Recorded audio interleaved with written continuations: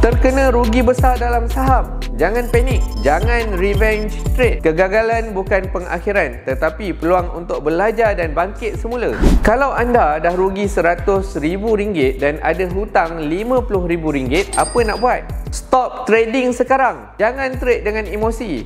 Lagi stres, lagi senang buat silap. Ambil masa untuk analisis dekat mana salahnya tu. Adakah sebab kurang ilmu atau over leverage? Tak ada stop loss. Yang ketiga, kita kena tahu pasaran ni tak ke mana-mana. Bila korang dah ready dan ada strategi, baru masuk balik.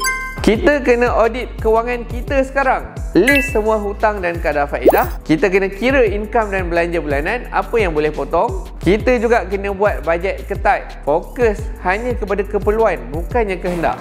Yang ketiga, settlekan hutang dulu. Hutang mana yang kita nak kena settlekan ni? Yang pertama, hutang faedah tinggi dulu, seperti kad kredit, pinjaman peribadi. Lepas tu kalau dah banyak hutang, consider penyatuan hutang ataupun runding semula dengan bank. Yang ketiga, lebih baik tambah bayaran bulanan untuk habiskan cepat loan-loan yang kita ada. Yang keempat, tambah income. Jangan bergantung gaji je. Minta kenaikan gaji atau cari kerja yang lebih baik. Buatlah side hustle, freelance, tutor, jual barang tak pakai. Jangan malu kalau perlu buat Grab ataupun Foodpanda. Cash flow kena laju. Bina balik simpanan dan ilmu pelaburan.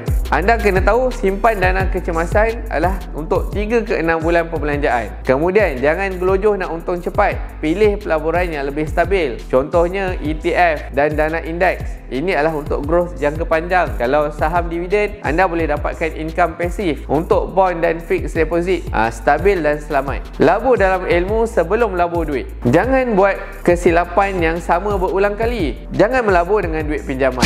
Jangan masuk skim cepat kaya. Jangan trade tanpa ilmu dan strategi. Ini masa untuk kita bangkit semula. Ramai trader dan usahawan berjaya pernah rugi besar sebelum mereka berjaya. Yang penting belajar dari kesilapan, perbaiki strategi dan jangan ulang kesilapan yang sama. Kalau rasa terlalu berat nak handle sendiri, dapatkan nasihat kewangan. Contoh AKPK ataupun financial planner. Kita semua boleh bangkit semula.